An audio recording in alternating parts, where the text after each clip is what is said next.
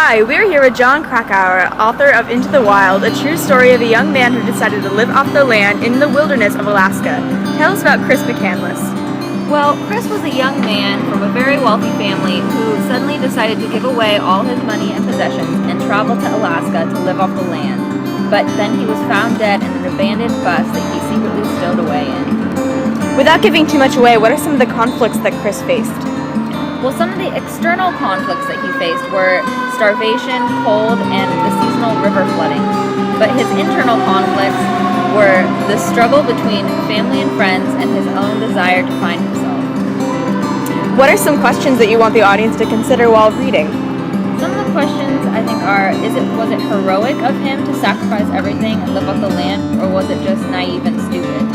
Another one is, how does a single human death affect the world, if at all? What is an important symbol in the book and its meaning?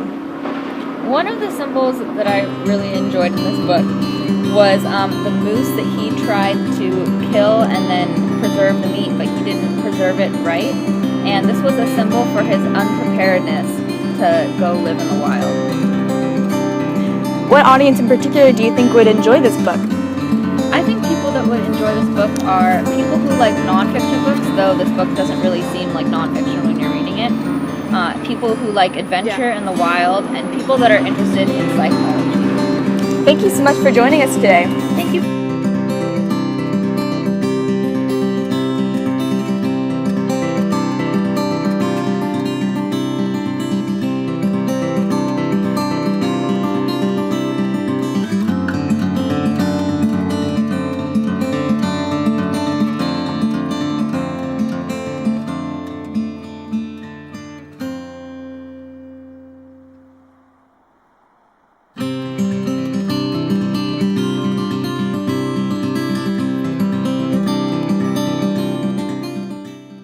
It is easy, when you are young, to believe that what you desire is no less than what you deserve, to assume that if you want something badly enough, it is your God-given right to have it.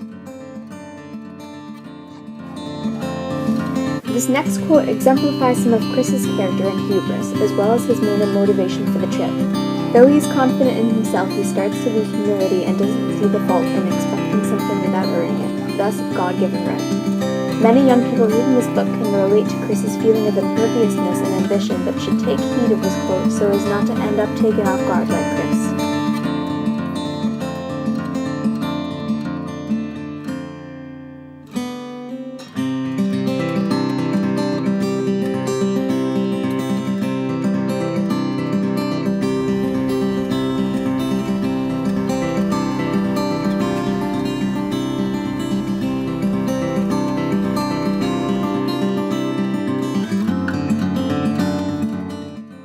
At long last he was unencumbered, emancipated from the stifling world of his parents and peers, a world of abstraction and security and material excess, a world in which he felt grievously cut off from the raw throb of existence.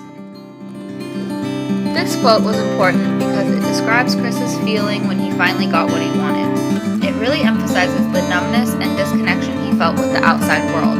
The word abstraction is a good example of how he didn't see much meaning in the commercialized, vain life.